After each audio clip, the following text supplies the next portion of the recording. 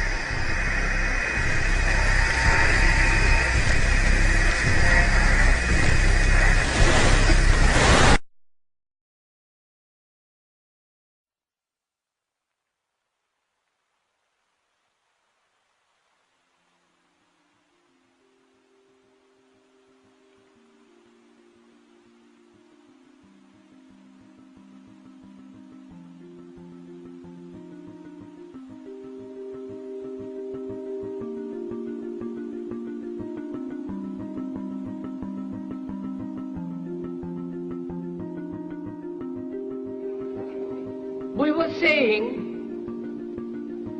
how very important it is to bring about in the human mind the radical revolution. The crisis is a crisis in consciousness,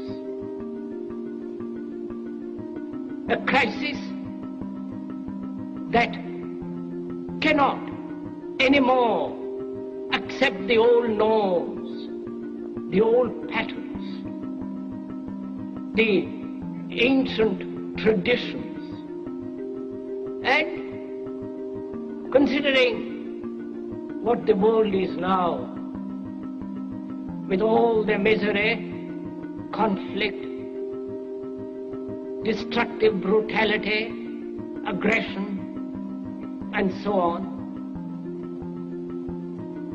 man is still as he was, is still brutal, violent, aggressive, acquisitive, competitive, and he has built a society along these lines.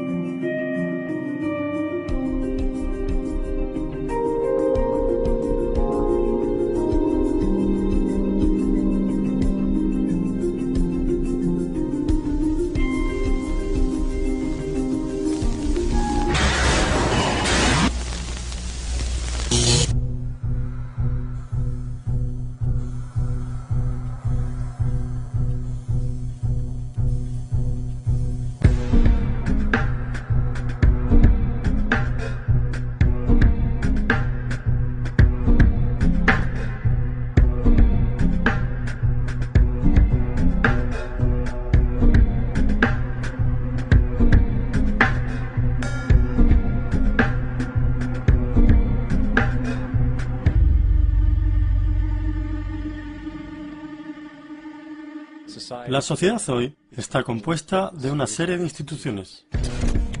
Desde instituciones políticas, instituciones jurídicas, instituciones religiosas, a instituciones de clase social, valores familiares y especialización ocupacional.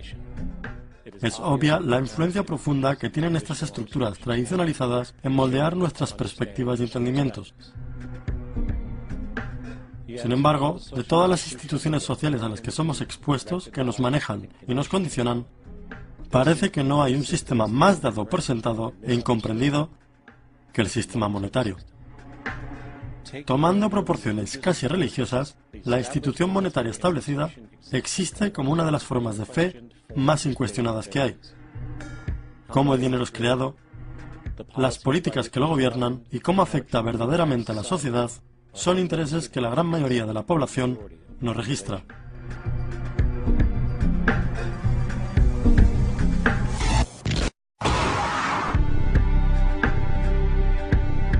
En un mundo donde el 1% de la población es dueña del 40% de la riqueza del planeta, en un mundo donde 34.000 niños mueren todos los días de pobreza y enfermedades prevenibles, y donde 50% de la población mundial vive con menos de $2 al día. Una cosa está clara: algo está muy mal. Y aunque seamos o no conscientes de ello, la sangre vital de todas nuestras instituciones establecidas, y por lo tanto de la sociedad toda, es el dinero. Por lo tanto, entender esta institución de política monetaria es crítico para entender por qué nuestras vidas son como son. Desafortunadamente, a la economía se la ve con confusión y aburrimiento. Flujos sin fin de jerga financiera, junto con matemáticas intimidatorias, disuaden rápidamente a la gente de intentar entenderla. Pero el hecho es, la complejidad asociada con el sistema financiero es una mera máscara, diseñada para disimular a una de las estructuras más socialmente paralizantes que la humanidad haya soportado.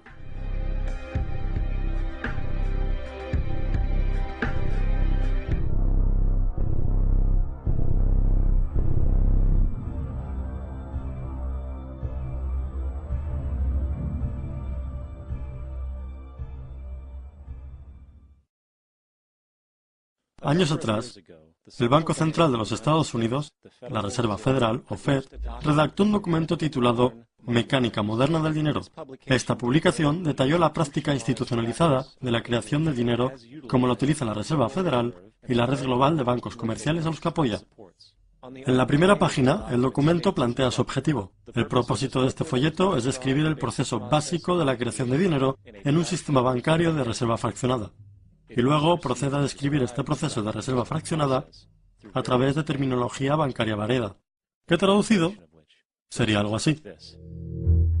El gobierno de los Estados Unidos decide que necesita algo de dinero, así que llama a la Reserva Federal y solicita, digamos, 10.000 millones de dólares.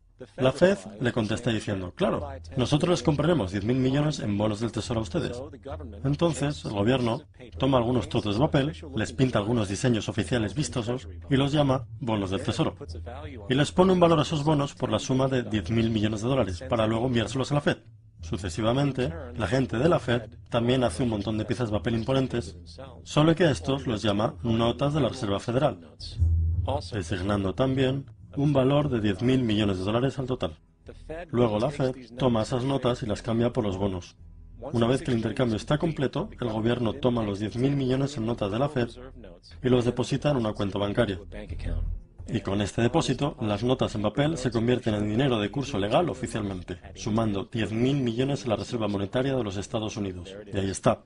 10.000 millones en dinero nuevo se han creado.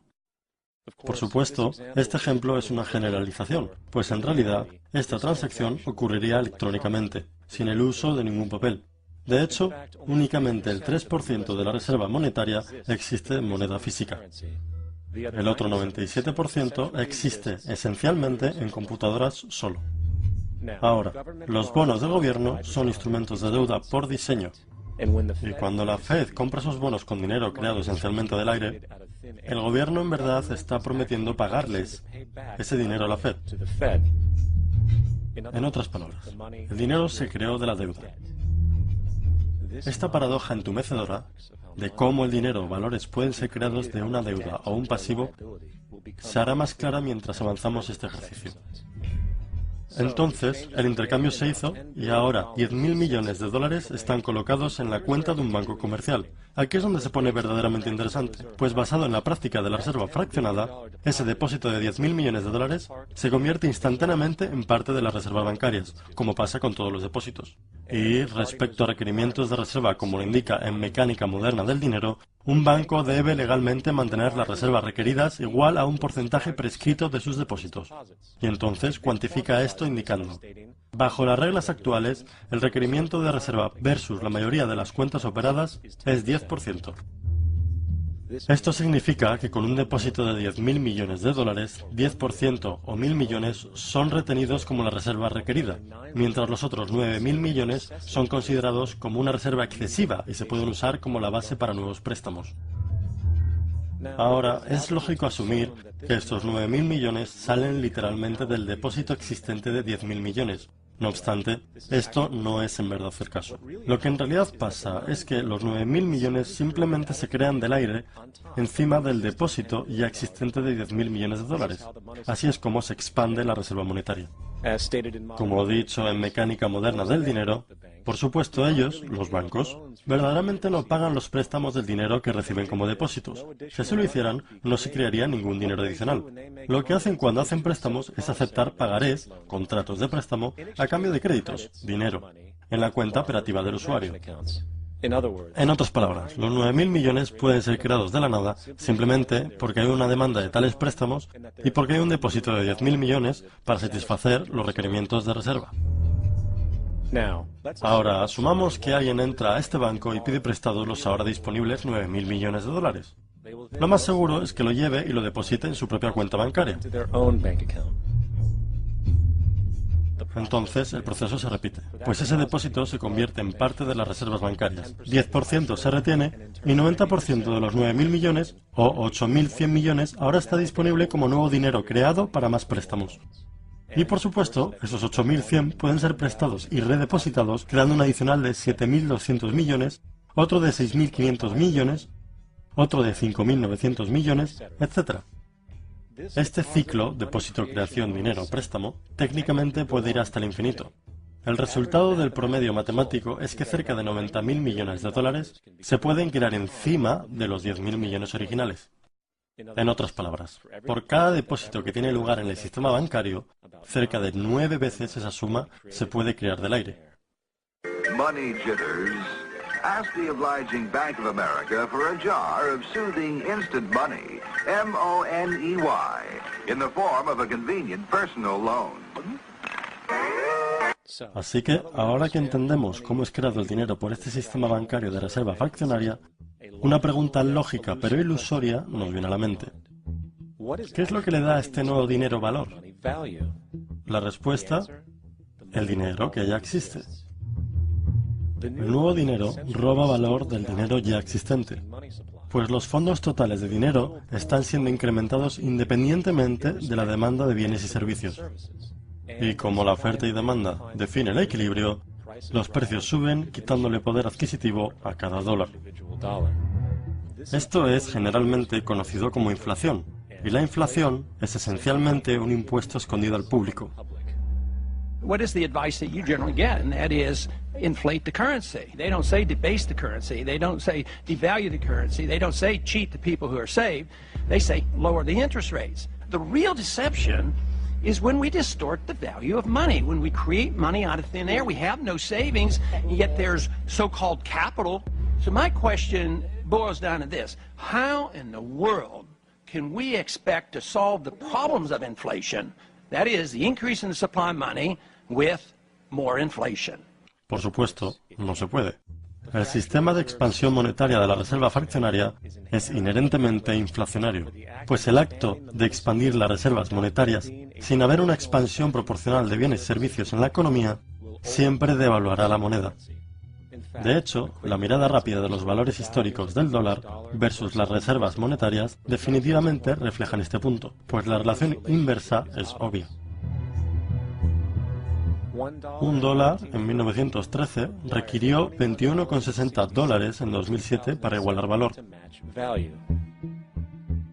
Eso es una devaluación del 96% desde que la Reserva Federal existe. Ahora, si esta realidad de inflación inherente y perpetua parece absurda y económicamente autofrustrante, sostenga esa idea, porque absurdo se queda corto con respecto a cómo opera en verdad nuestro sistema financiero. Ya que en nuestro sistema financiero, el dinero es deuda, y la deuda es dinero. Aquí tenemos una gráfica de las reservas monetarias desde 1950 al 2006. Y aquí tenemos otra gráfica de la deuda nacional para el mismo periodo. Qué interesante que es que las tendencias son virtualmente las mismas, pues cuanto más dinero hay, más deuda hay. Cuanta más deuda hay, más dinero hay. Para ponerlo de otra manera, cada dólar en tu billetera es debido a alguien más por alguien más. Porque recuerda, la única manera de que el dinero pueda nacer es de los préstamos. Por tanto, si todos en el país fuesen capaces de pagar todas sus deudas, incluido el gobierno, no habría ni un dólar en circulación.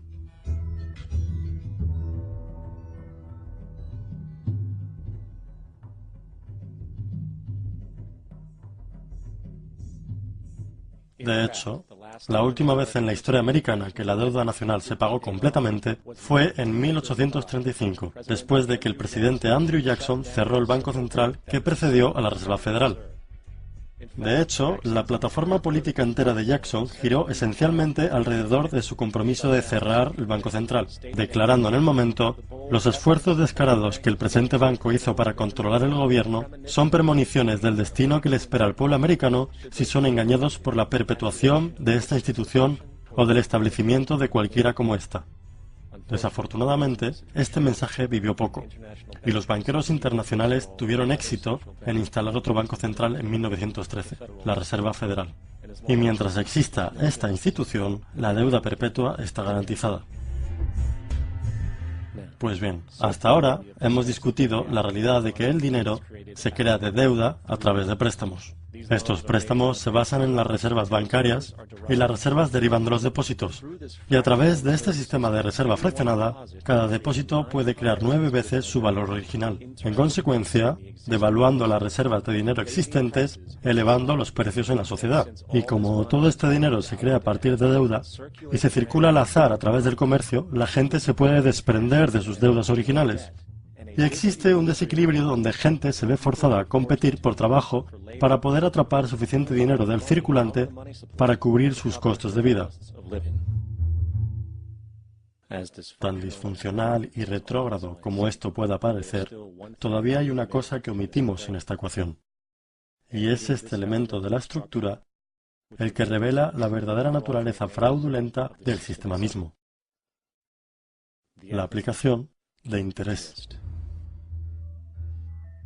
Cuando el gobierno pide prestado a la Fed, o cuando una persona pide prestado a un banco, este casi siempre tiene que ser pagado de vuelta con un interés bruto. En otras palabras, casi cada dólar que existe eventualmente debe ser devuelto al banco también con un interés pagado. Pero si todo el dinero está siendo prestado desde el Banco Central y es expandido por los bancos comerciales a través de préstamos, solo lo que nos estamos pudiendo referir como el principal está siendo creado en las reservas monetarias. Y entonces, ¿dónde está el dinero para cubrir todos los intereses cargados? En ningún lugar. No existe. Las ramificaciones de esto son asombrosas, pues la cantidad de dinero que se debe a los bancos siempre excederá la cantidad de dinero disponible en circulación. Por eso, la inflación es una constante en la economía, pues siempre se necesitará nuevo dinero para ayudar a cubrir el déficit perpetuo construido en el sistema, causado por la necesidad de pagar el interés. Lo que también significa es que matemáticamente las cesaciones de pago y las bancarrotas se construyen literalmente con el sistema, y siempre habrá bolsillos pobres de la sociedad que se quedan con la vara más corta. Una analogía sería el juego de las sillas musicales, pues cuando la música para, alguien se queda fuera hasta secarse. Y ese es el punto. Transfiere riqueza real invariablemente de los individuos hacia los bancos, pues si eres incapaz de pagar tu hipoteca, ellos tomarán tu propiedad. Esto es particularmente enfurecedor cuando te das cuenta de que no solo es inevitable cesar los pagos, gracias a la práctica de la reserva fraccional, sino también por el hecho de que el dinero que el banco te prestó ni siquiera existía legalmente en primer lugar. En 1969 hubo un caso en la corte de Minnesota involucrando a un hombre llamado Jerome Daly, quien estaba apelando la ejecución de su casa a manos del banco que proveyó el préstamo para comprarla. Su argumento era que el contrato hipotecario requería que ambas partes, siendo él y el banco, ambas pusieran una forma legítima de propiedad para el intercambio. En jerga legal, esto se llama consideración. El señor Daly explicó que el dinero no era de hecho propiedad del banco, pues fue creado de la nada tan pronto como fue firmado el acuerdo. ¿Recuerda lo que decía Mecánica Moderna del Dinero acerca de los préstamos? Lo que hacen cuando prestan es aceptar pagarés a cambio de créditos. Las reservas no cambian por las transacciones prestatarias. pero los créditos depositados constituyen nuevas adiciones al total de depósitos del sistema bancario. En otras palabras, el dinero no vino de sus activos existentes. El banco simplemente lo está inventando. No pone nada de su propiedad, excepto por una responsabilidad teórica en un papel. Mientras progresó el caso, declaró el presidente del banco, el señor Morgan, y en el memorándum personal, el juez recordó que el demandante presidente del banco admitió que, en combinación con el Banco de la Reserva Federal, crearon el dinero y créditos en sus libros por entradas de contabilidad. El dinero y crédito primero entró en existencia cuando ellos lo crearon. El señor Morgan admitió que no existía ninguna ley o estatuto que le diera el derecho de hacerlo. Debe existir una consideración legal y ser ofrecida para apoyar la nota de crédito. El jurado encontró que no había una consideración legal y yo estoy de acuerdo. También agregó poéticamente, solo Dios puede crear algo de valor de la nada. Y con esta revelación, la Corte rechazó el pedido de ejecución del banco y Daly mantuvo su hogar. Las implicaciones de este fallo judicial son inmensas, pues cada vez que le pides prestado dinero a un banco, sea una hipoteca o cargos de tarjeta de crédito, el dinero que se te da no solo es falsificado, es una forma ilegítima de consideración y por consiguiente anula el contrato, pues el banco nunca tuvo el dinero como propiedad para empezar. Desafortunadamente, estas realizaciones legales son suprimidas e ignoradas, y el juego de transferencia de riqueza perpetua y deuda perpetua continúa. Y esto nos trae a la pregunta suprema. ¿Por qué? Durante la Guerra Civil, el presidente Lincoln evitó los préstamos con altos intereses ofrecidos por los bancos europeos, y decidió hacer lo que los padres fundadores defendían, que era crear una moneda independiente e inherentemente libre de deuda. Se llamó el Greenback. A poco de tomada esta medida, un documento interno circuló entre los intereses banqueros privados británicos y americanos, declarando: la esclavitud es ser dueño de la labor y trae consigo el cuidado de los trabajadores, mientras que el plan europeo es que el capital controlará la labor a través de los salarios.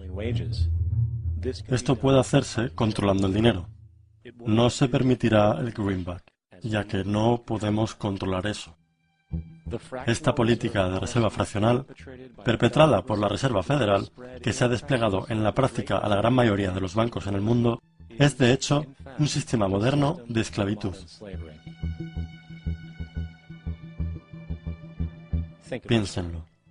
El dinero se crea de la deuda. ¿Qué hace la gente cuando está endeudada? Se presentan a un empleo para pagarla. Pero si el dinero solo se puede crear de los préstamos, ¿cómo puede la sociedad librarse alguna vez de la deuda? No puede. Y ese es el punto.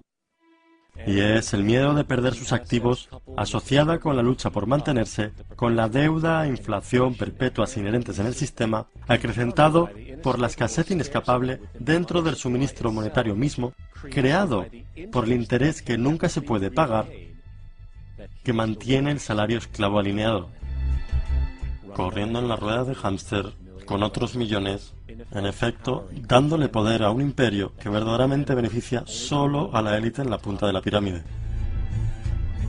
Pues, al final del día, ¿para quién estás trabajando realmente? Los bancos. El dinero se crea en los bancos e invariablemente termina en un banco. Ellos son los maestros verdaderos, junto con las corporaciones y gobiernos a los que apoyan. La esclavitud física requiere que la gente sea alimentada y alojada. La esclavitud económica requiere que la gente se alimente y se aloje a sí misma. Es uno de los engaños más ingeniosos de manipulación que jamás se haya creado, y en su núcleo es una guerra invisible contra la población. Deuda es el arma usada para conquistar y esclavizar sociedades, y el interés es su munición principal. Y mientras la mayoría camina por ahí ignorante de esta realidad, los bancos, en conspiración con el gobierno y las corporaciones, continúan perfeccionando y expandiendo sus tácticas de guerra económica, generando nuevas bases como el Banco Mundial y el Fondo Monetario Internacional, mientras inventan un nuevo tipo de soldado, el nacimiento del asesino económico.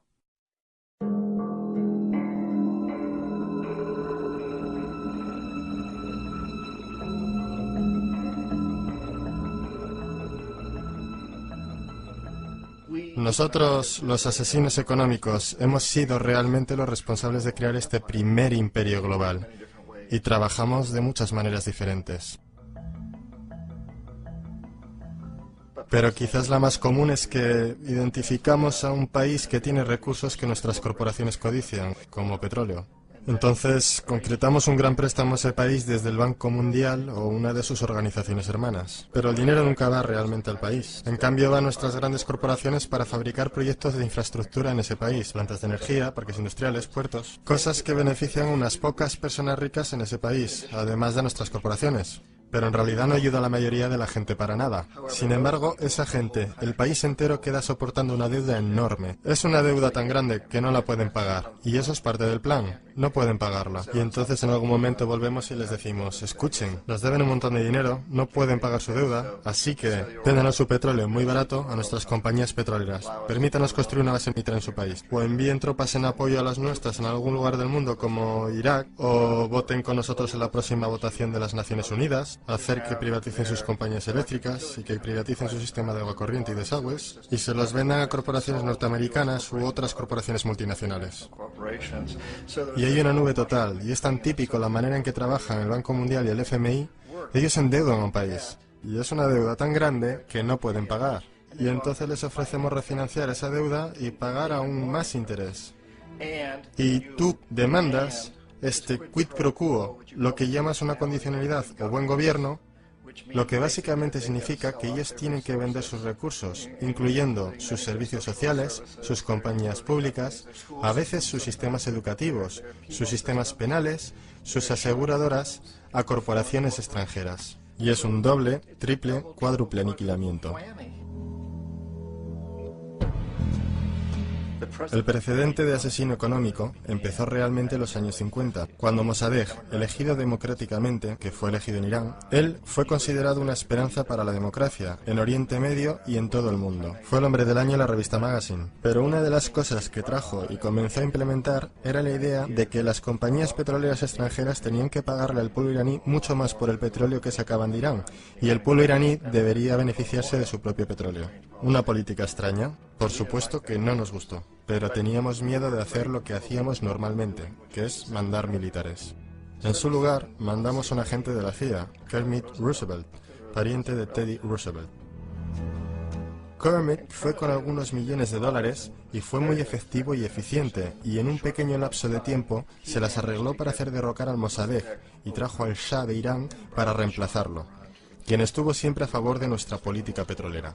Y fue extremadamente efectivo. Bombs overflow Tehran. Army officers shout that Mossadegh has surrendered and his regime as virtual dictator of Iran is ended. Pictures of the Shah are paraded through the streets as sentiment reverses. The Shah is welcomed home. Y de vuelta a los Estados Unidos, en Washington, la gente miraba alrededor y decía, wow, ¿eso fue fácil? Y barato. Y esto estableció toda una forma nueva de manipular países creando imperio. El único problema con Roosevelt era que llevaba una tarjeta de agente de la CIA, y si hubiera sido atrapado, las ramificaciones habrían sido muy serias. Así que muy rápido, en ese instante, se tomó la decisión de usar consultores privados para canalizar el dinero a través del Banco Mundial o el FMI, o alguna otra de sus agencias para mandar gente como yo que trabajan para compañías privadas. Así que si nos atrapan, no habría ramificaciones gubernamentales.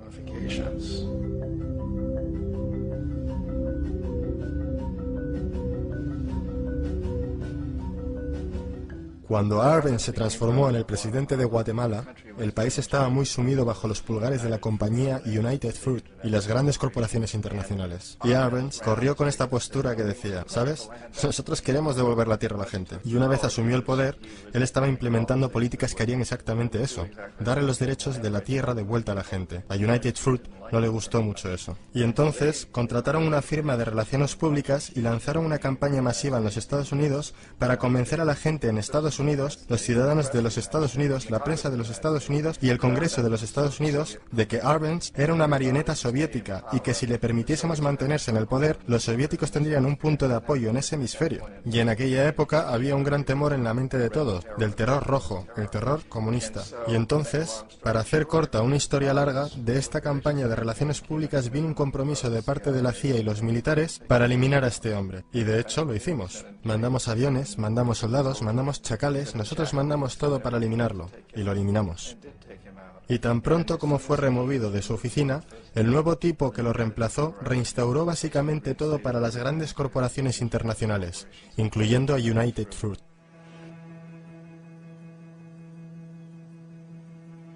Ecuador, por muchos años fue regido por dictadores proamericanos, a menudo relativamente brutales. Entonces se decidió que habría una verdadera elección democrática.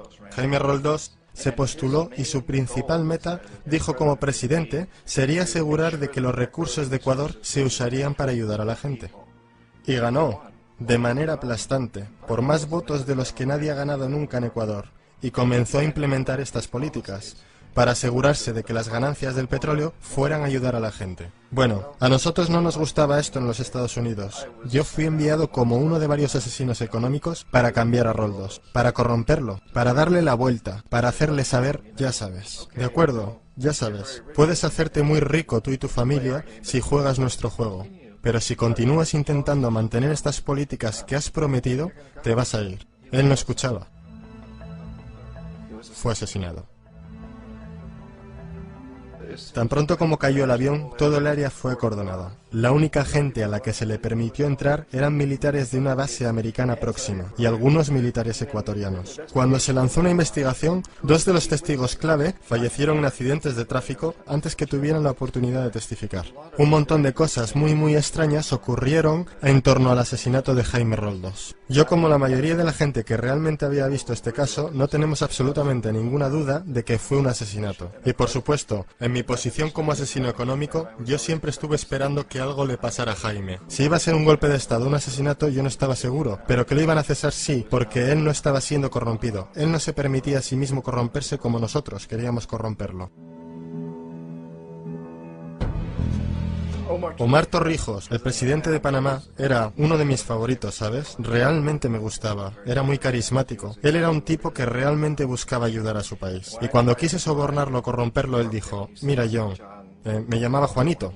Dijo, mira Juanito, yo no necesito el dinero. Lo que realmente necesito para mi país, que sea tratado justamente. Necesito, pues, que los Estados Unidos nos den lo que le deben a nuestra gente por toda la destrucción que han hecho aquí. Necesito estar en una posición donde yo pueda ayudar a otros países latinoamericanos a ganar su independencia y estar libres de esto, de esta terrible presencia del norte. Señores, ustedes nos están explotando miserablemente. Yo necesito tener el canal de Panamá de vuelta en las manos de la gente panameña. Eso es lo que yo quiero, así que déjame solo, ¿sabes? No trates de sobornarme. Era el año 1981 y en mayo Jaime Roldós fue asesinado. Y Omar era muy consciente de ello. Torrijos reunió a su familia y dijo, probablemente sea el siguiente, pero está bien, porque hice lo que vine a hacer, renegocié el canal. El canal ahora estará en nuestras manos, recién finalizamos de negociar el tratado con Jimmy Carter. En junio de ese mismo año, solo un par de meses después, él también cayó en un accidente aéreo, el cual, no hay duda, fue ejecutado por chacales apoyados por la CIA. Hay un montón de pruebas de que uno de los guardias de seguridad de Torrijos le entregó en el último momento, mientras subía al avión, una grabadora. Una pequeña grabadora que contenía una bomba.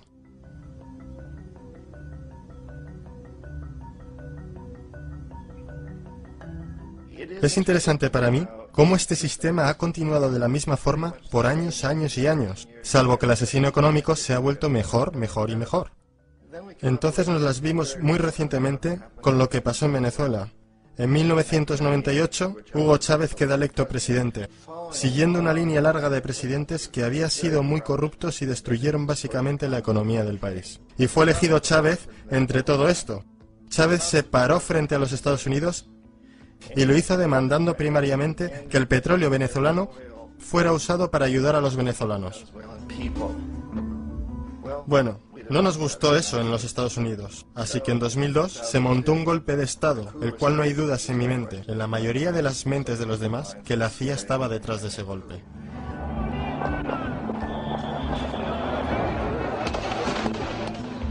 La manera en que fue fomentado ese golpe era muy parecido a aquel que Kermit Roosevelt hizo en Irán, de pagar a la gente para que saliera a las calles, para manifestarse, para protestar, para decir que Chávez era muy impopular.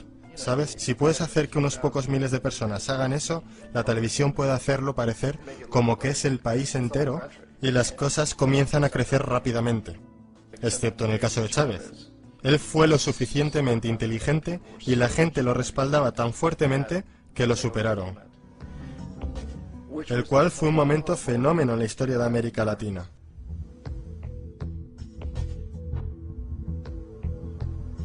Irak realmente es el ejemplo perfecto de cómo funciona todo el sistema. Entonces nosotros, los asesinos económicos, somos la primera línea de defensa. Nosotros entramos, tratamos de corromper a los gobernantes y conseguimos que acepten estos préstamos enormes, lo que usamos entonces como palanca para ser dueños de ellos básicamente. Si fallamos, como fallé en Panamá con Omar Torrijos y en Ecuador con Jaime Roldós, hombres que rehusaron a ser corrompidos, entonces la segunda línea de defensa es mandarles los chacales. Y los chacales o derrocan gobiernos o asesinan. Y una vez que pasa eso y un nuevo gobierno entra, ese nuevo presidente sabe lo que le pasará si no lo hace. En el caso de Irak, ambas líneas de defensa fallaron. Los asesinos económicos no fueron capaces de llegar a Saddam Hussein. Lo intentaron muy duro. Tratamos de conseguir que aceptase un trato similar al que la Casa de Saud aceptó en Arabia Saudí. Pero él no lo aceptaría. Y entonces los chacales fueron a eliminarlo. No pudieron hacerlo. Su seguridad era muy buena. Después de todo, él, en un momento, trabajó para la CIA. Él fue contratado para asesinar a un presidente anterior de Irak, y falló, pero conocía el sistema. Así que en 1991 mandamos las tropas y eliminamos las fuerzas militares iraquíes. Entonces asumimos que en ese punto Saddam Hussein rectificaría. Pudimos haberlo eliminado, por supuesto, en aquel momento, pero no quisimos. Él es el tipo de hombre fuerte que nos gusta. Él controla a su gente. Pensamos que podía controlar a los kurdos y mantener a los iraníes en su lado de la frontera y seguir bombeándonos el petróleo. Y una vez hubiéramos eliminado sus fuerzas, entonces iba a rectificar. Entonces los asesinos económicos vuelven a los 90 sin éxito. Si hubiesen tenido éxito, él estaría dirigiendo el país. Nosotros le estaríamos vendiendo todos los aviones de combate que quisiera y todo lo que quisiera, pero no pudieron, no tuvieron éxito. Los chacales no pudieron eliminarlo nuevamente, así que enviamos a los militares nuevamente y esta vez sí hicimos el trabajo completo, y lo eliminamos. Y en el proceso nos creamos algunos muy lucrativos tratos de construcción para reconstruir el país que nosotros esencialmente destruimos, el cual es un muy buen trato si eres dueño de compañías de construcción de las grandes. Así que Irak muestra las tres etapas. Los asesinos económicos fallaron ahí, los chacales fallaron ahí, y como medida final, entran los militares. Y de esa manera nosotros realmente hemos creado un imperio, pero lo hemos hecho muy sutilmente. Es clandestino. Todos los imperios del pasado fueron construidos sobre lo militar, y todos sabían que los estaban haciendo. Los británicos sabían que lo estaban haciendo, los franceses, los alemanes, los romanos, los griegos, y estaban orgullosos de ello. Siempre tuvieron una excusa como extender la civilización, extender alguna religión o algo como eso, pero sabían que lo estaban haciendo. Nosotros no. La mayoría de la gente en los Estados Unidos no tiene idea de que estamos viviendo de los beneficios del imperio clandestino, de que hoy hay más esclavitud en el mundo de la que nunca antes hubo. Entonces tienes que preguntarte, bueno, si es un imperio, entonces ¿quién es el emperador? Obviamente nuestros presidentes no son emperadores. Emperador es alguien que no es elegido, no sirve un periodo limitado y esencialmente no se justifica ante nadie. No puedes calificar a nuestros presidentes de esta forma. Pero sí tenemos lo que yo considero el equivalente del emperador, y es lo que yo llamo la corporatocracia. La corporatocracia es este grupo de individuos que dirigen nuestras corporaciones más grandes, y ellos realmente actúan como el emperador de este imperio. Ellos controlan los medios, sea a través de propaganda o por ser propiedad directa. Ellos controlan la mayoría de nuestros políticos porque financian sus campañas, ya sea a través de las corporaciones o de contribuciones personales que vienen de las corporaciones. Ellos no son elegidos, no sirven periodos limitados de tiempo, no se justifican ante nadie. Y en la misma cima de la corporatocracia realmente no puedes saber si la persona está trabajando para una corporación privada o el gobierno, porque ellos siempre se mueven hacia atrás y adelante. Así que tienes a un tipo que en un momento es el presidente de una compañía constructora como Halliburton y al momento siguiente es el vicepresidente de los Estados Unidos, o el presidente quien estaba en el negocio del petróleo. Y esto es verdad aunque tengas demócratas o republicanos en la oficina. Tienes ese moverse atrás y adelante por una puerta giratoria, y de esta forma nuestro gobierno es invisible por mucho tiempo, y las políticas son llevadas por nuestras corporaciones en un nivel u otro. Y entonces, nuevamente, las políticas del gobierno son básicamente forjadas por la corporatocracia y presentadas al gobierno y se convierten en política gubernamental. Hay increíblemente una relación íntima.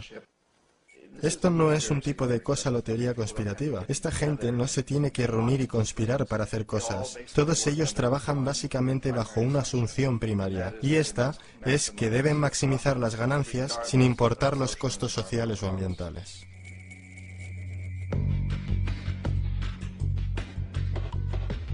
Este proceso de manipulación de la corporatocracia a través del uso de deuda, soborno y derrocamientos políticos se llama globalización. Así como la Reserva Federal mantiene al pueblo americano en una posición de servidumbre contractual a través de la deuda perpetua, la inflación y el interés, el Banco Mundial y el Fondo Monetario Internacional sirven este rol en una escala global. El engaño básico es simple. Pone un país en deuda, bien por su propia indiscreción o corrompiendo al líder de ese país, y entonces imponer condicionalidades o políticas de ajuste estructural. A menudo consistiendo en lo siguiente: devaluación de la moneda. Cuando el valor de la moneda cae, así también lo hace todo lo que está valuado en ella.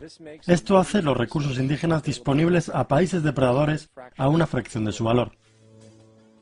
Grandes recortes de fondos para programas sociales. Esto normalmente incluye educación y salud, comprometiendo el bienestar y la integridad de la sociedad, dejando al público vulnerable a la explotación. Privatización de empresas del Estado. Esto significa que sistemas sociales importantes se pueden comprar y regular por corporaciones foráneas por ganancias. Por ejemplo, en 1999, el Banco Mundial insistió que el gobierno boliviano vendiera el sistema público de agua de su tercera ciudad a una subsidiaria de la corporación americana Bechtel. Tan pronto ocurrió, las facturas de agua para los residentes locales ya empobrecidos se dispararon al cielo. No fue sino hasta una revuelta completa del pueblo que el contrato se anuló. Entonces está la liberación del comercio, o la apertura de la economía quitando las restricciones de comercio exterior. Esto permite un número de manifestaciones económicas abusivas, tales como que las corporaciones transnacionales traigan sus propios productos en masa, vendiendo más barato que la producción indígena y arruinando la economía local. Un ejemplo es Jamaica, que después de aceptar préstamos y condicionalidades del Banco Mundial, perdió sus mercados de cosechas más grandes debido a competencia con importaciones occidentales. Hoy, granjeros incontables están sin trabajo, pues son incapaces de competir con las grandes corporaciones. Otra variación es la creación de numerosas, aparentemente desapercibidas, desreguladas e inhumanas fábricas explotadoras, que toman ventaja de la economía impuesta. En adición, debido a la desregulación de la producción, la destrucción ambiental es perpetua, ya que los recursos a menudo son explotados por corporaciones indiferentes mientras liberan grandes cantidades de contaminación deliberada. La demanda ambiental más grande en la historia del mundo hoy viene de parte de 30.000 ecuatorianos y gente del Amazonas contra Texaco, de la que ahora es dueña Chevron. Así que es contra Chevron, pero por actividades conducidas por Texaco. Han estimado que han sido más de 18 veces lo que Exxon Valdez volcó en las costas de Alaska. En el caso de Ecuador no fue un accidente. Las compañías lo hicieron intencionalmente. Ellos sabían que lo estaban haciendo para ahorrar dinero en vez de arreglar la disposición apropiada. Además, un somero vistazo a los registros de rendimiento del Banco Mundial revela que la institución, que clama públicamente ayudar países pobres a desarrollar y aliviar la pobreza, no ha hecho nada, excepto incrementar la pobreza y la no distribución de riquezas, mientras las ganancias corporativas se elevan. En 1960, la brecha de ingresos entre un quinto de la población y los países más ricos versus un quinto en los países más pobres era 30-1. En 1998 era de 74-1. Mientras el Producto Bruto Global subió 40% entre 1970 y 1985, los que están en la pobreza en realidad son más, un 17% más. Mientras que de 1985 a 2000, aquellos que viven con menos de $1 al día se incrementaron un 18%. E incluso el Comité Económico del Congreso norteamericano admitió que hay un mero 40% de éxito de todos los proyectos del Banco Mundial. En los años 60, el Banco Mundial intervino en Ecuador con grandes préstamos. Durante los próximos 30 años, la pobreza creció del 50% al 70%. Sobreempleo y desempleo crecieron de 15% al 70%. La deuda pública se incrementó de 240 millones a 16.000 millones, mientras que la porción de recursos destinados a los pobres bajó de 20% al 6%. De hecho, para el año 2000, el 50% del presupuesto nacional de Ecuador tuvo que ser destinado para pagar sus deudas. Es importante entender que el Banco Mundial es, de hecho, un banco norteamericano que apoya intereses de los Estados Unidos, pues Estados Unidos tiene poder de veto sobre las decisiones, porque es el proveedor más grande de capital. ¿Y dónde consiguió su dinero? Adivina. Lo hizo del aire a través del sistema bancario de reserva fraccionada. Basado en el Producto Bruto Interno, de las primeras 100 economías del mundo, 51 son corporaciones y 47 de esas 51 tienen base en los Estados Unidos. Walmart, General Motors y Exxon son económicamente más poderosas que Arabia Saudita, Polonia, Noruega, Sudáfrica, Finlandia, Indonesia y muchos otros. Y mientras las barreras proteccionistas se rompen, las monedas se unifican y manipulan en mercados flotantes. Y las economías de los estados se vuelcan a favor de competir en el capitalismo global. El imperio se expande. Usted aparece en su pequeña pantalla de 21 pulgadas y grita sobre América y la democracia. No existe América. No existe la democracia. Solo existe la IBM, la ITT, la AT&T, y DuPont, Dow, Union Carbide y Exxon. Esas son las naciones del mundo hoy día. ¿De qué hablan los rusos en sus consejos de Estado? ¿De Karl Marx? No. De sistemas de programación lineal. De teorías sobre estadística, de problemas económicos, y computan costos de sus transacciones e inversiones, como hacemos nosotros. Ya no vivimos en un mundo de naciones e ideologías, señor Bill. El mundo es un colegio de corporaciones, inexorablemente dirigido por los estatutos inmutables de los negocios. El mundo es un negocio, señor Bill.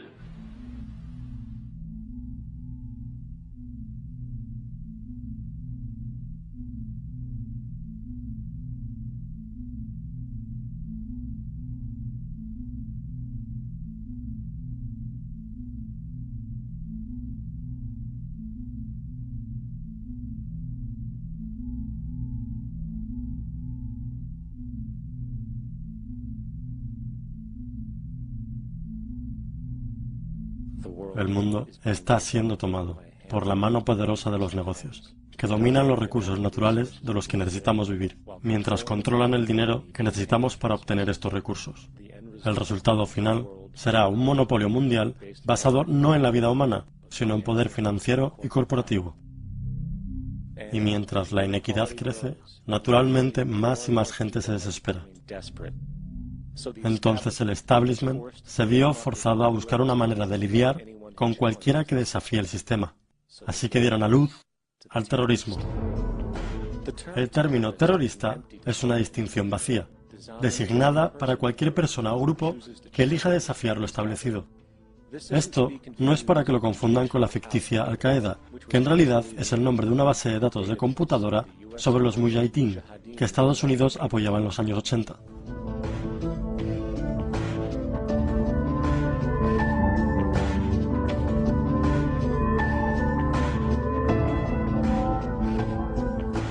En 2007, el Departamento de Defensa recibió 161.800 millones de dólares para la así llamada Guerra Global al Terrorismo.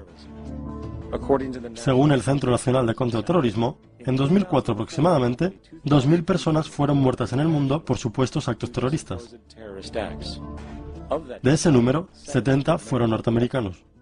Usando este número como promedio general, que es generoso en extremo, es interesante notar que el doble de gente muere al año por alergia al cacahuete que de actos terroristas. Al mismo tiempo, la principal causa de muerte en Estados Unidos son enfermedades coronarias, matando en promedio 450.000 cada año. Y en 2007, los fondos designados para la investigación de esta cuestión fueron cerca de 3.000 millones de dólares. Esto significa que el gobierno norteamericano en 2007 gastó 54 veces la cantidad para prevenir el terrorismo de la que gastó para prevenir enfermedades, que matan 6.600 veces más personas al año que a lo que mata el terrorismo.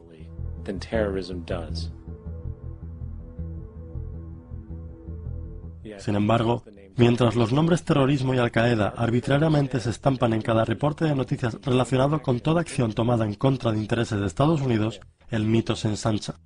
A mediados de 2008, el Procurador General norteamericano de verdad propuso que el Congreso norteamericano declarara oficialmente la guerra contra la fantasía, sin mencionar que para julio de 2008 ahora hay por encima de 1 millón de personas que están actualmente en la lista de terroristas vigilados en los Estados Unidos.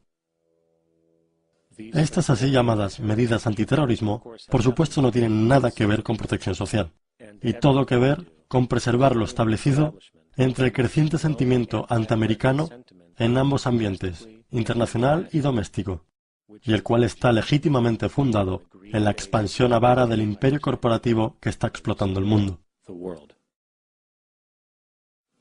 Los verdaderos terroristas de nuestro mundo no se citan en la oscuridad de la medianoche o gritan Allah Akbar antes de alguna acción violenta.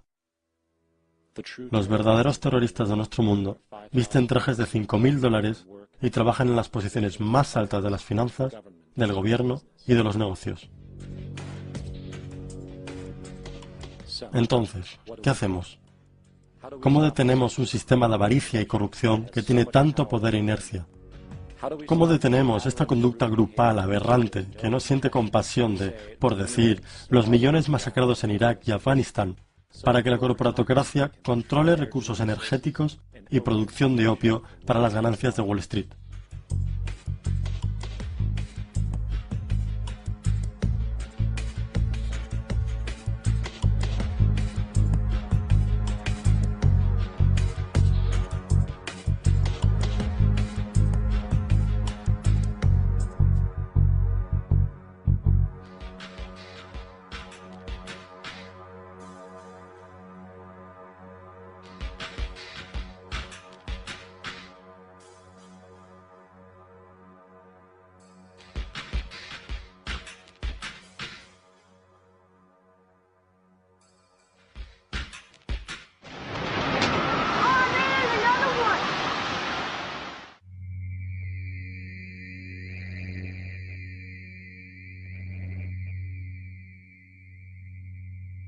¿Cómo detenemos a un sistema de avaricia y corrupción que condena a poblaciones pobres a fábricas explotadoras de esclavitud para beneficio de la avenida Madison? ¿O que ingenia falsos ataques terroristas con el propósito de manipular? ¿O que genera paquetes de modalidades de operación social que son explotados inherentemente? ¿O que sistemáticamente reduce libertades y viola derechos humanos para protegerse de sus propios defectos? ¿Cómo lidiamos con las numerosas instituciones encubiertas, como el Consejo de Relaciones Exteriores, la Comisión Trilateral y el Grupo Bilderberg, y otros grupos elegidos antidemocráticamente, que a puertas cerradas conspiran para controlar los elementos políticos, financieros, sociales y ambientales de nuestras vidas? Para hallar la respuesta, debemos encontrar primero dónde está la verdadera base de la causa. Pues el hecho es que los grupos egoístas, corruptos, basados en ganancias y poder, no son la fuente del problema. Ellos son los síntomas.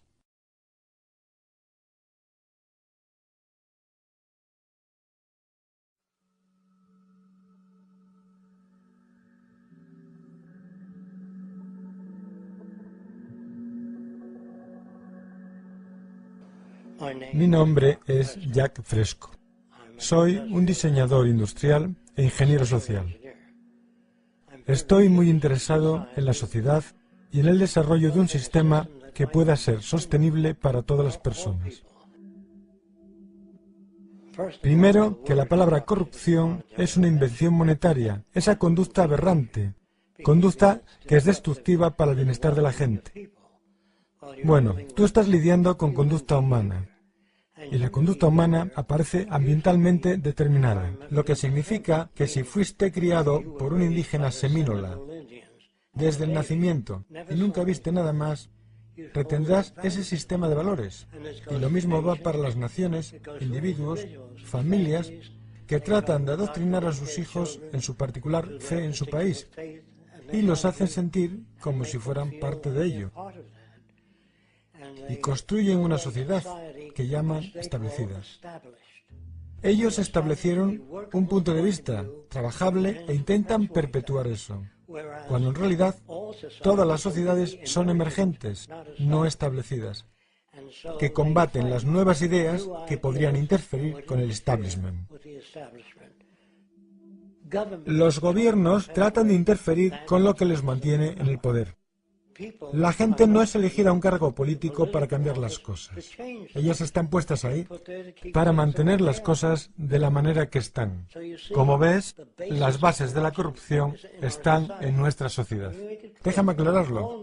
Todas las naciones son básicamente corruptas porque tratan de preservar las instituciones existentes. No digo defender o rebajar a todas las naciones, pero el comunismo, socialismo, fascismo, neoliberalismo y todas las otras formas de subculturas son lo mismo. Todas son básicamente corruptas. La característica más fundamental de nuestras instituciones sociales es la necesidad de autopreservarse. Ya sea lidiando con una corporación, religión o gobierno, el principal interés es preservar la institución misma. Por ejemplo, la última cosa que una compañía petrolera quiere es la utilización de energía fuera de su control, pues hace a esa compañía menos relevante para la sociedad. De la misma forma, la Guerra Fría y el colapso de la Unión Soviética fue en realidad una forma de preservar y perpetuar la economía y la hegemonía global establecida de los Estados Unidos. Similarmente, las religiones condicionan a la gente a sentirse culpables por inclinaciones naturales, todas clamando ofrecer el único camino al perdón y a la salvación. En el corazón de esta autopreservación institucional yace el sistema monetario, pues es el dinero el que provee los medios de poder y supervivencia. De ahí, tanto como una persona pobre puede estar forzada a robar para sobrevivir, es una inclinación natural el hacer lo que sea necesario para continuar con la rentabilidad de una institución. Esto hace inherentemente difícil el cambiar para las instituciones basadas en renta, pues pone en riesgo no solo la supervivencia de un gran grupo de personas, sino también el codiciado estilo de vida materialista asociado con la afluencia y el poder.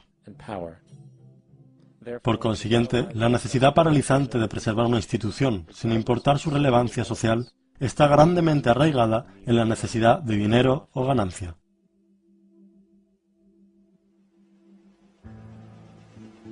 ¿Qué hay en ello para mí?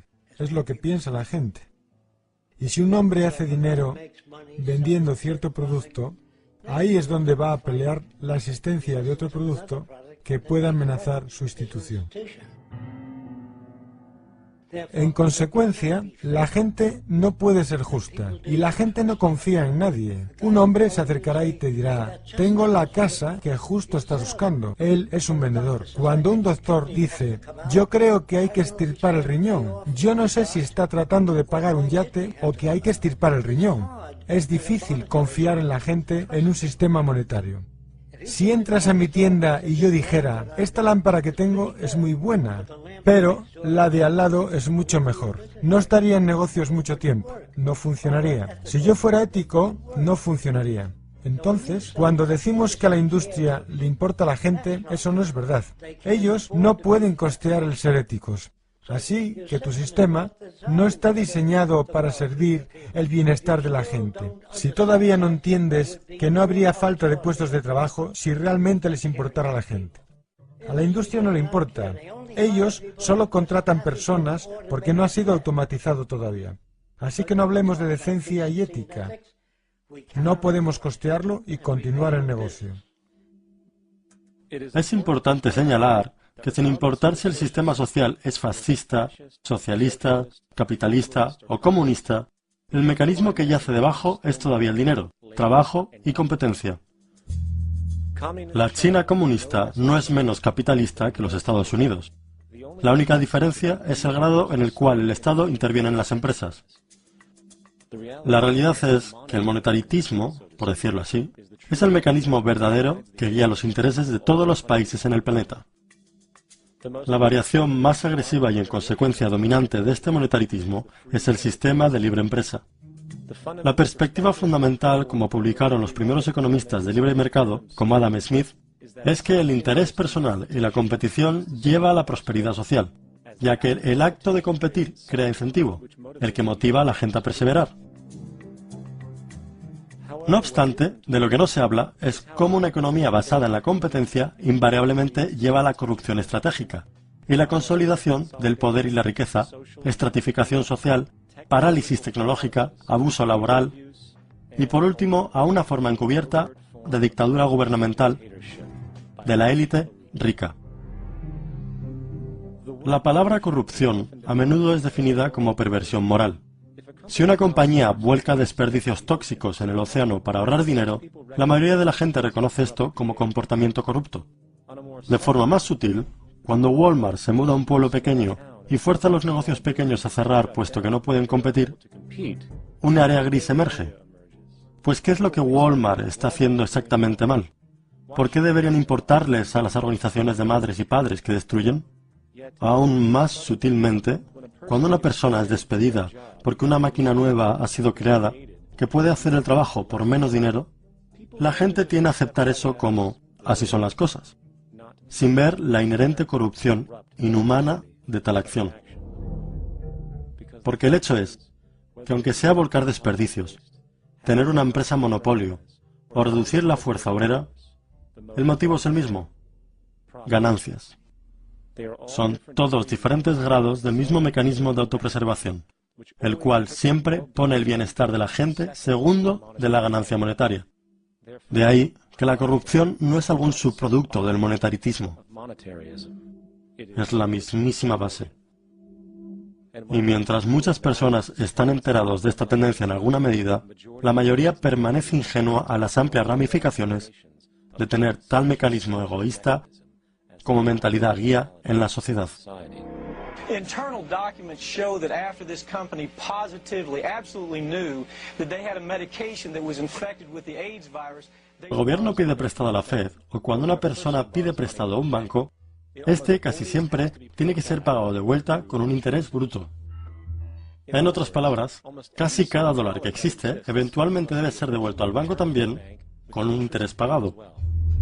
Pero si todo el dinero está siendo prestado desde el Banco Central y es expandido por los bancos comerciales a través de préstamos, solo a lo que nos estamos pudiendo referir como el principal está siendo creado en las reservas monetarias. Y entonces, ¿dónde está el dinero para cubrir todos los intereses cargados? En ningún lugar. No existe. Las ramificaciones de esto son asombrosas, pues la cantidad de dinero que se debe a los bancos siempre excederá a la cantidad de dinero disponible en circulación. Por eso la inflación es una constante en la economía, pues siempre se necesitará nuevo dinero para ayudar a cubrir el déficit perpetuo construido en el sistema, causado por la necesidad de pagar el interés. Lo que también significa es que matemáticamente las cesaciones de pago y las bancarrotas se construyen literalmente con el sistema, y siempre habrá bolsillos pobres de la sociedad que se quedan con la vara más corta. Una analogía sería el juego de las sillas musicales, pues cuando la música para, alguien se queda fuera hasta secarse. Y ese es el punto. Transfiere riqueza real invariablemente de los individuos hacia los bancos. Pues, si eres incapaz de pagar tu hipoteca, ellos tomarán tu propiedad. Esto es particularmente enfurecedor cuando te das cuenta de que no solo es inevitable cesar los pagos, gracias a la práctica de la reserva fraccional, sino también por el hecho de que el dinero que el banco te prestó ni siquiera existía legalmente en primer lugar. En 1969 hubo un caso en la corte de Minnesota involucrando a un hombre llamado Jerome Daly, quien estaba apelando la ejecución de su casa a manos del banco que proveyó el préstamo para comprarla. Su argumento era que el contrato hipotecario requería que ambas partes, siendo él y el banco, ambas pusieran una forma legítima de propiedad para el intercambio. En jerga legal, esto se llama consideración. El señor Daly explicó que el dinero no era de hecho propiedad del banco, pues fue creado de la nada tan pronto como fue firmado el acuerdo. ¿Recuerda lo que decía Mecánica Moderna del Dinero acerca de los préstamos? Lo que hacen cuando prestan es aceptar pagarés a cambio de créditos. Las reservas no cambian por las transacciones prestatarias, pero los créditos depositados constituyen nuevas adiciones al total de depósitos del sistema bancario. En otras palabras, el dinero no vino de sus activos existentes. El banco simplemente lo está inventando. No pone nada de su propiedad, excepto por una responsabilidad teórica en un papel.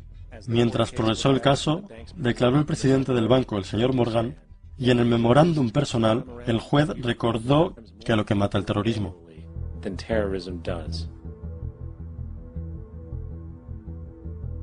Sin embargo, mientras los nombres terrorismo y Al-Qaeda arbitrariamente se estampan en cada reporte de noticias relacionado con toda acción tomada en contra de intereses de Estados Unidos, el mito se ensancha.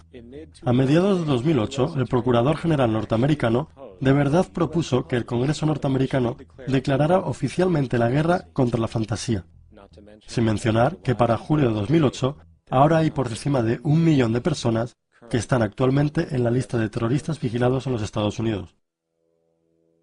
Estas así llamadas medidas antiterrorismo, por supuesto, no tienen nada que ver con protección social, y todo que ver con preservar lo establecido entre el creciente sentimiento antiamericano en ambos ambientes, internacional y doméstico, y el cual está legítimamente fundado en la expansión avara del imperio corporativo que está explotando el mundo. Los verdaderos terroristas de nuestro mundo no se citan en la oscuridad de la medianoche o gritan Allah Akbar antes de alguna acción violenta. Los verdaderos terroristas de nuestro mundo visten trajes de $5.000 y trabajan en las posiciones más altas de las finanzas, del gobierno y de los negocios. Entonces, ¿qué hacemos? ¿Cómo detenemos un sistema de avaricia y corrupción que tiene tanto poder e inercia? ¿Cómo detenemos esta conducta grupal aberrante que no siente compasión de, por decir, los millones masacrados en Irak y Afganistán, para que la corporatocracia controle recursos energéticos y producción de opio para las ganancias de Wall Street?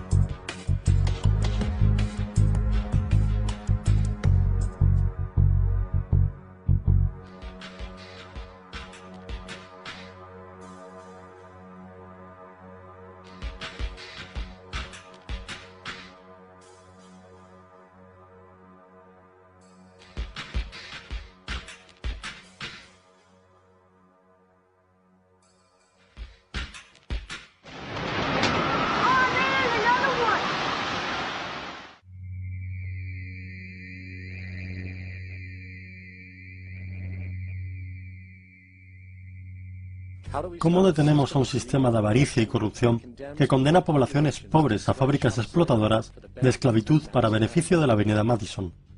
¿O que ingenia falsos ataques terroristas con el propósito de manipular? ¿O que genera paquetes de modalidades de operación social que son explotados inherentemente?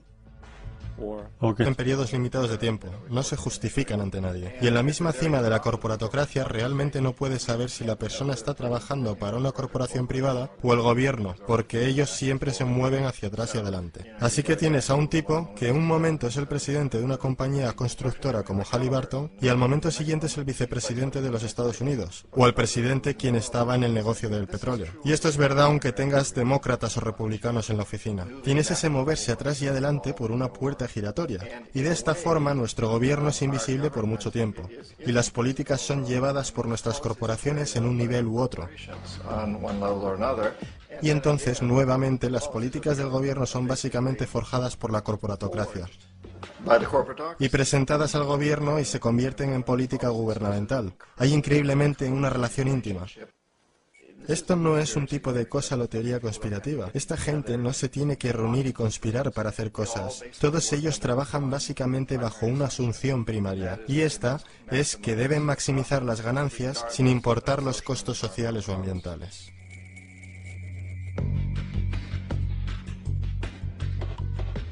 Este proceso de manipulación de la corporatocracia a través del uso de deuda, soborno y derrocamientos políticos se llama globalización. Así como la Reserva Federal mantiene al pueblo americano en una posición de servidumbre contractual a través de la deuda perpetua, la inflación y el interés, el Banco Mundial y el Fondo Monetario Internacional sirven este rol en una escala global. El engaño básico es simple. Pone un país en deuda, bien por su propia indiscreción o corrompiendo al líder de ese país, y entonces imponer condicionalidades o políticas de ajuste estructural. A menudo consistiendo en lo siguiente: devaluación de la moneda. Cuando el valor de la moneda cae, así también lo hace todo lo que está valuado en ella. Esto hace los recursos indígenas disponibles a países depredadores a una fracción de su valor.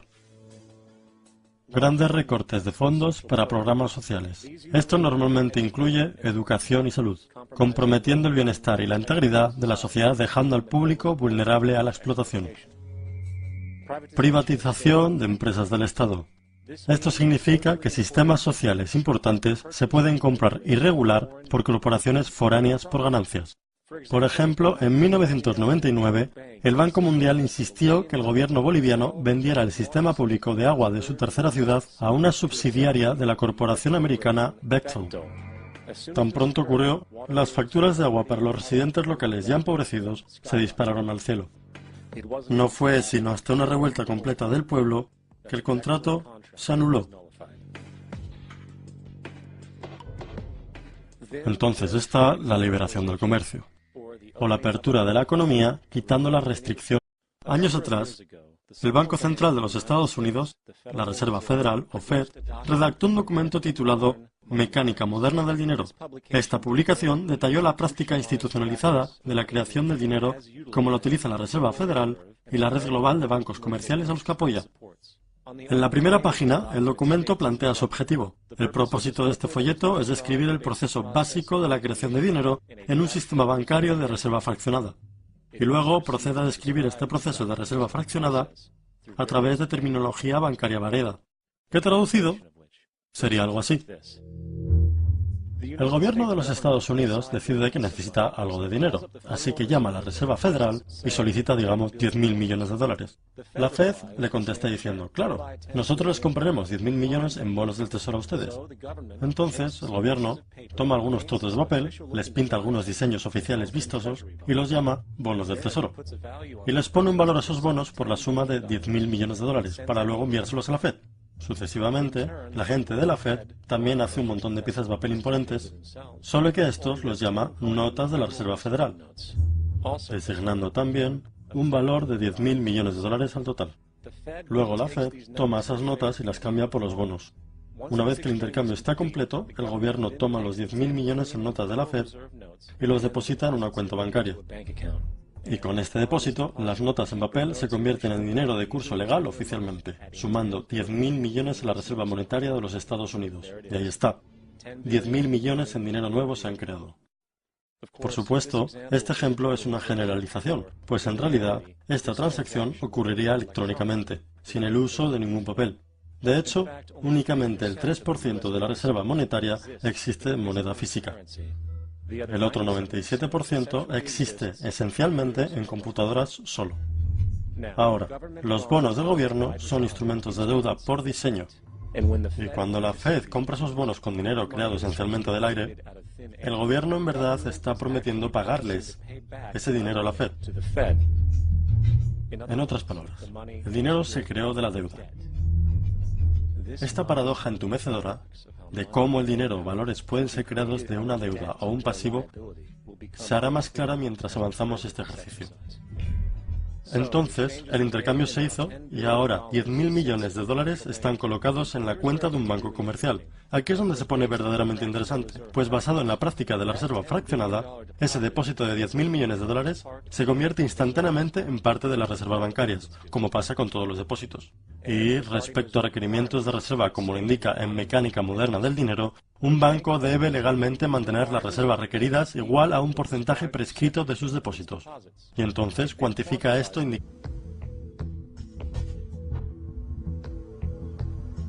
Irak realmente es el ejemplo perfecto de cómo funciona todo el sistema. Entonces nosotros, los asesinos económicos, somos la primera línea de defensa. Nosotros entramos, tratamos de corromper a los gobernantes y conseguimos que acepten estos préstamos enormes, lo que usamos entonces como palanca para ser dueños de ellos básicamente. Si fallamos, como fallé en Panamá con Omar Torrijos y en Ecuador con Jaime Roldós, hombres que rehusaron a ser corrompidos, entonces la segunda línea de defensa es mandarles los chacales. Y los chacales o derrocan gobiernos o asesinan. Y una vez que pasa eso y un nuevo gobierno entra, ese nuevo presidente sabe lo que le pasará si no lo hace. En el caso de Irak, ambas líneas de defensa fallaron. Los asesinos económicos no fueron capaces de llegar a Saddam Hussein. Lo intentaron muy duro. Tratamos de conseguir que aceptase un trato similar al que la Casa de Saud aceptó en Arabia Saudí. Pero él no lo aceptaría. Y entonces los chacales fueron a eliminarlo. No pudieron hacerlo. Su seguridad era muy buena.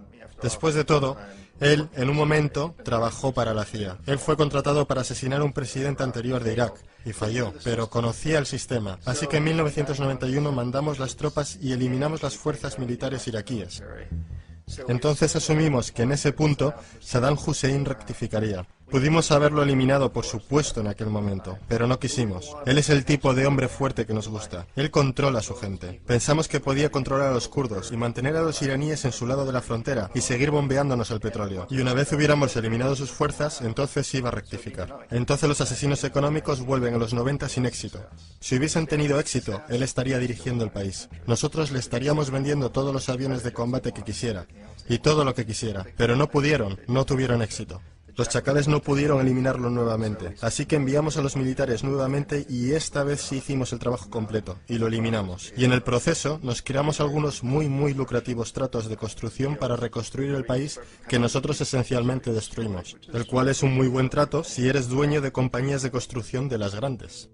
Así que Irak muestra las tres etapas. Los asesinos económicos fallaron ahí, los chacales fallaron ahí, y como medida final, entran los militares.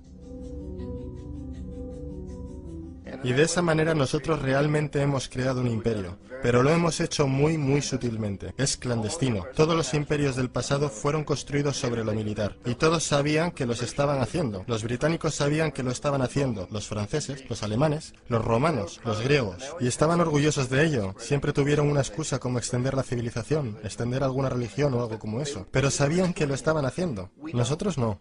La mayoría de la gente en los Estados Unidos no tiene idea de que estamos viviendo de los beneficios del imperio clandestino, de que hoy hay más esclavitud en el mundo de la que nunca antes. La AT&T, y DuPont, Dow, Union Carbide y Exxon. Esas son las naciones del mundo hoy día. ¿De qué hablan los rusos en sus consejos de Estado? ¿De Karl Marx? No, de sistemas de programación lineal.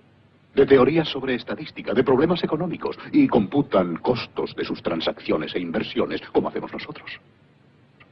Ya no vivimos en un mundo de naciones e ideologías, señor Bill. El mundo es un colegio de corporaciones, inexorablemente dirigido por los estatutos inmutables de los negocios. El mundo es un negocio, señor Bill.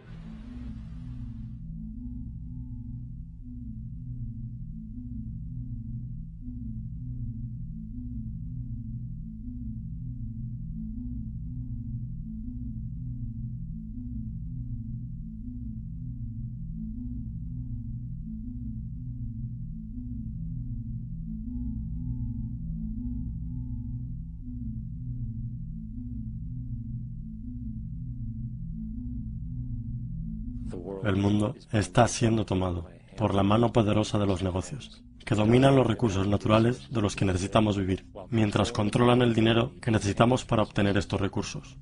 El resultado final será un monopolio mundial basado no en la vida humana, sino en poder financiero y corporativo.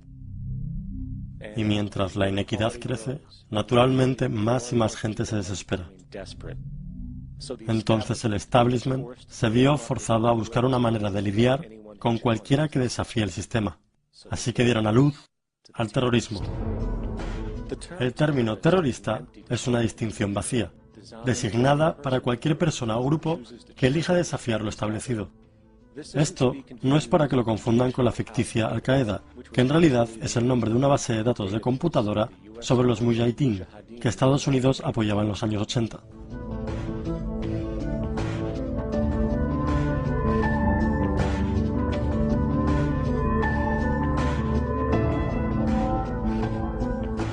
En 2007, el Departamento de Defensa recibió 161.800 millones de dólares para la así llamada Guerra Global al Terrorismo. Según el Centro Nacional de Contraterrorismo, en 2004 aproximadamente, 2.000 personas fueron muertas en el mundo por supuestos actos terroristas.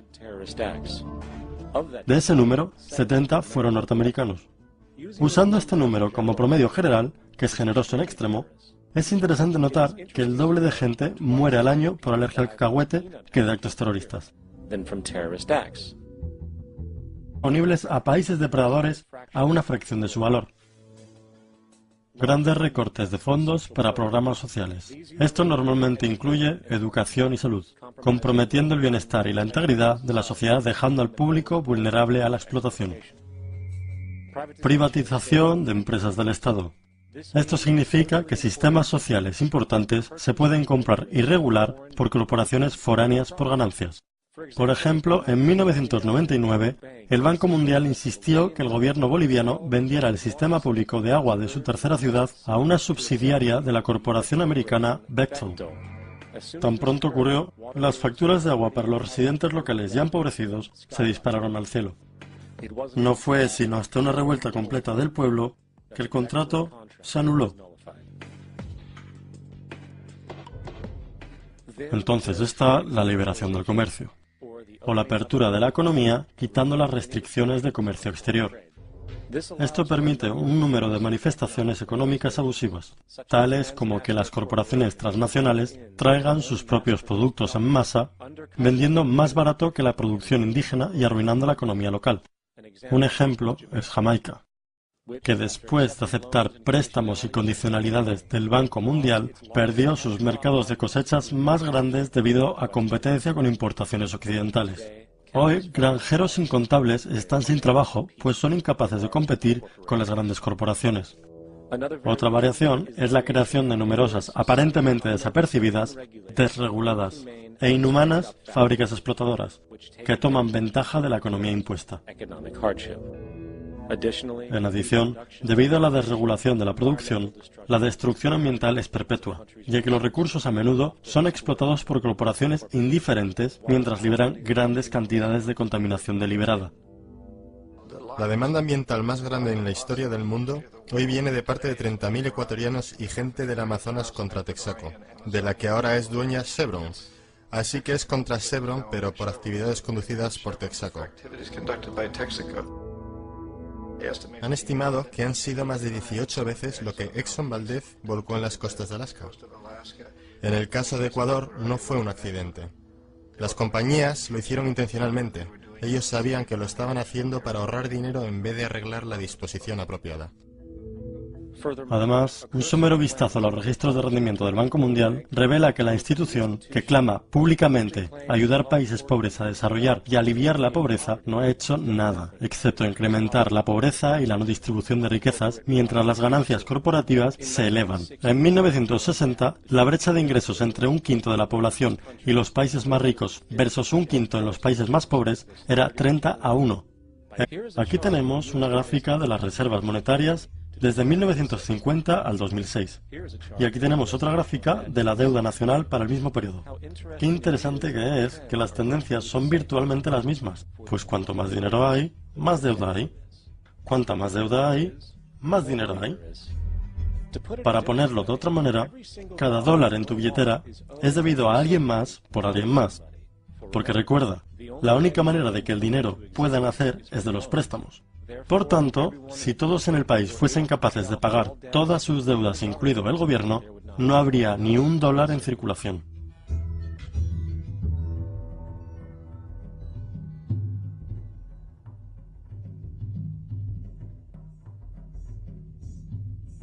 De hecho, la última vez en la historia americana que la deuda nacional se pagó completamente fue en 1835, después de que el presidente Andrew Jackson cerró el Banco Central que precedió a la Reserva Federal. De hecho, la plataforma política entera de Jackson giró esencialmente alrededor de su compromiso de cerrar el Banco Central, declarando en el momento: los esfuerzos descarados que el presente banco hizo para controlar el gobierno son premoniciones del destino que le espera al pueblo americano si son engañados por la perpetuación de esta institución o del establecimiento de cualquiera como esta. Desafortunadamente, este mensaje vivió poco, y los banqueros internacionales tuvieron éxito en instalar otro banco central en 1913, la Reserva Federal. Y mientras exista esta institución, la deuda perpetua está garantizada. Pues bien, hasta ahora hemos discutido la realidad de que el dinero se crea de deuda a través de préstamos. Estos préstamos se basan en las reservas bancarias y las reservas derivan de los depósitos. Y a través de este sistema de reserva fraccionada, cada depósito puede crear 9 veces su valor original. En consecuencia, devaluando las reservas de dinero existentes, elevando los precios en la sociedad. Y como todo este dinero se crea a partir de deuda y se circula al azar a través del comercio, la gente se puede desprender de sus deudas originales. Y existe un desequilibrio donde gente se ve forzada a competir por trabajo para poder atrapar suficiente dinero del circulante para cubrir sus costos de vida. Tan disfuncional y retrógrado como esto pueda parecer, todavía hay una cosa que omitimos en esta ecuación. Y es este elemento de la estructura el que revela la verdadera naturaleza fraudulenta del sistema mismo: la aplicación de interés. Cuando el gobierno pide prestado a la Fed, o cuando una persona pide prestado a un banco, este casi siempre tiene que ser pagado de vuelta con un interés bruto.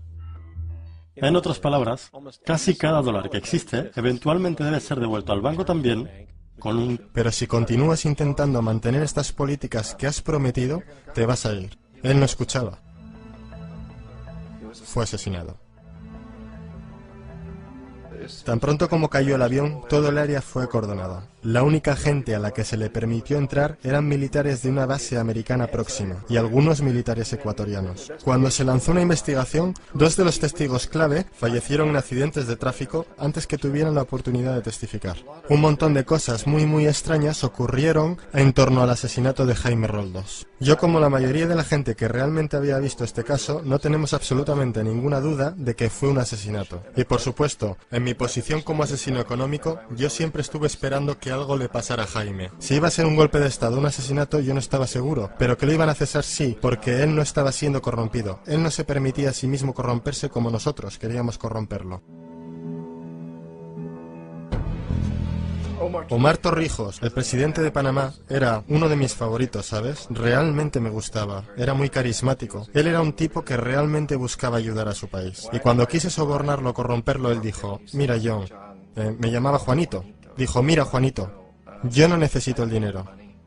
Lo que realmente necesito para mi país, que sea tratado justamente.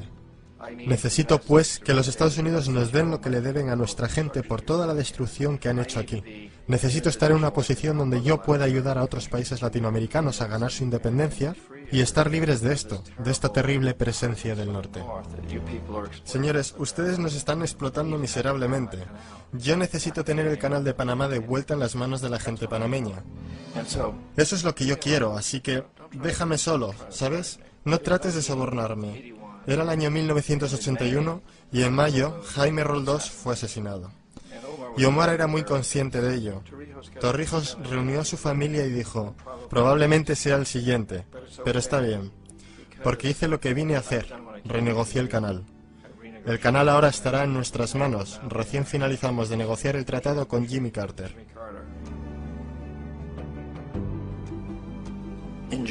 En junio de ese mismo año, solo un par de meses después, él también cayó en un accidente aéreo, el cual, no hay duda, fue ejecutado por chacales apoyados por la CIA. Hay un montón de pruebas de que uno de los guardias de seguridad de Torrijos le entregó en el último momento, mientras subía al avión, una grabadora. Una pequeña grabadora que contenía una bomba.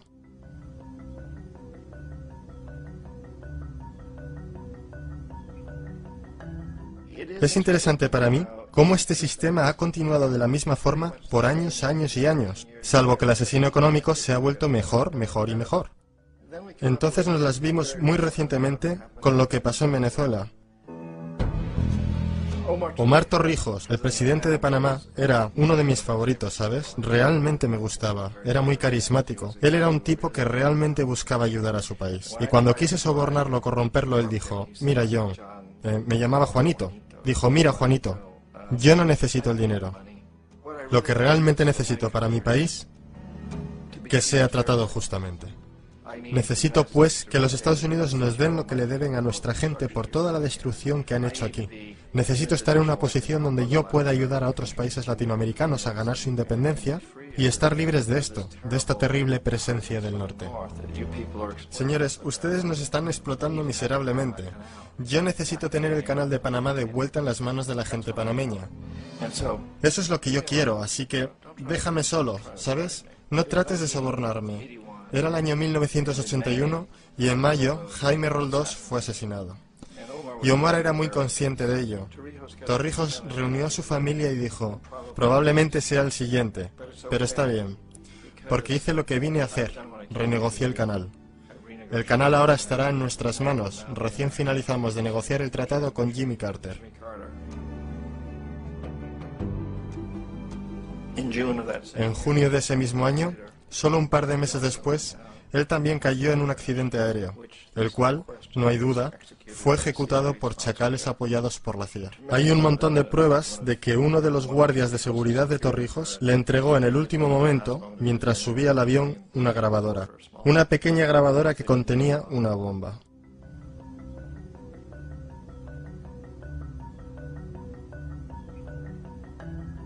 Es interesante para mí cómo este sistema ha continuado de la misma forma por años, años y años, salvo que el asesino económico se ha vuelto mejor, mejor y mejor. Entonces nos las vimos muy recientemente con lo que pasó en Venezuela. En 1998, Hugo Chávez queda electo presidente, siguiendo una línea larga de presidentes que había sido muy corruptos y destruyeron básicamente la economía del país. Y fue elegido Chávez entre todo esto.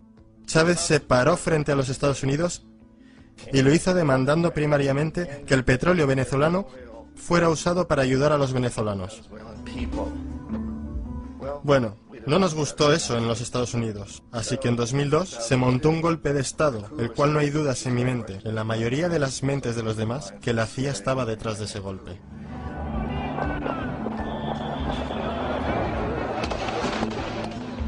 La manera en que fue fomentado ese golpe era muy parecido a aquel que Kermit Roosevelt hizo en Irán, de pagarle a la gente para que saliera a las calles, para manifestarse, para protestar, para decir que Chávez era muy impopular. ¿Sabes? Si puedes hacer que unos pocos miles de personas hagan eso, la televisión puede hacer... It's only a choice. No effort, no work, no job, no savings of money. I realized that I had the game wrong. The game was to find out what I already was.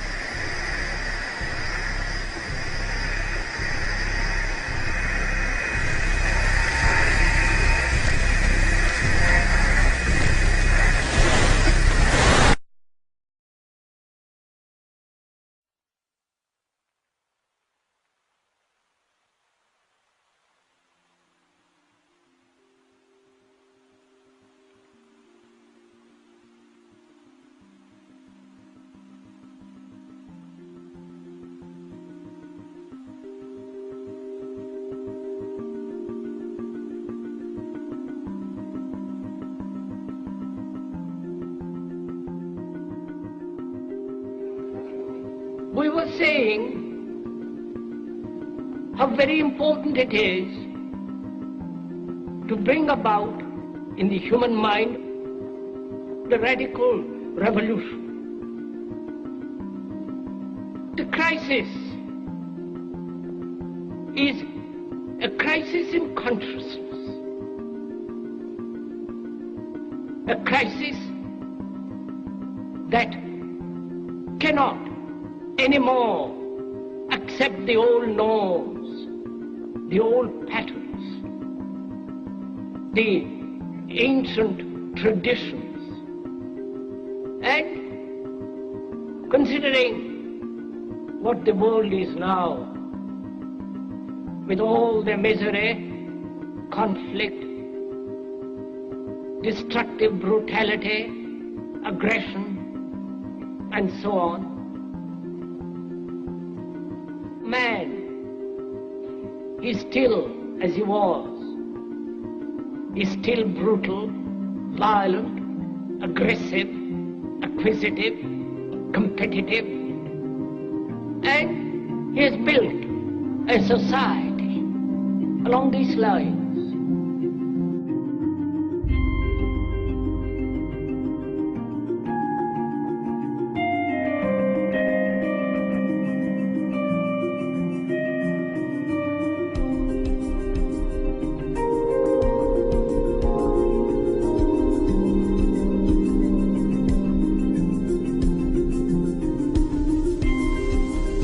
Esa suma se puede crear del aire. Money jitters. Ask the obliging Bank of America for a jar of soothing instant money, M-O-N-E-Y, in the form of a convenient personal loan.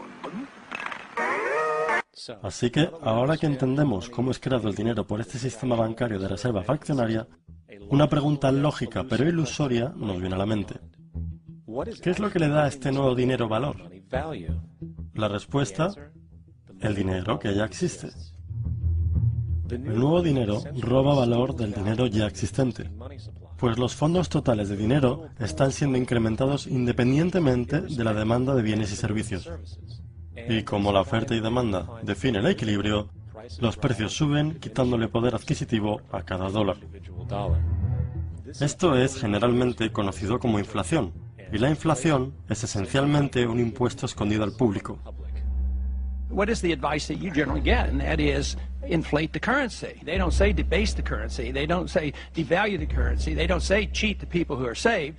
They say lower the interest rates. The real deception is when we distort the value of money. When we create money out of thin air, we have no savings, yet there's so-called capital.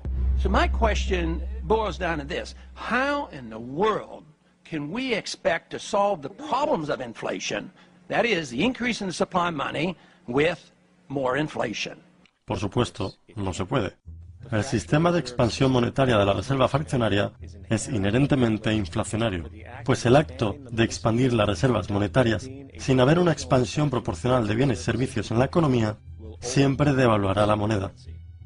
De hecho, la mirada rápida de los valores históricos del dólar versus las reservas monetarias definitivamente reflejan este punto, pues la relación inversa es obvia. Un dólar en 1913 requirió 21,60 dólares en 2007 para igualar valor. Eso es una devaluación del 96% desde que la Reserva Federal existe. Ahora, si esta realidad de inflación inherente y perpetua parece absurda y económicamente autofrustrante, sostenga esa idea, porque absurdo se queda corto con respecto a cómo opera en verdad nuestro sistema financiero. Ya que en nuestro sistema financiero, el dinero es deuda, y la deuda es dinero.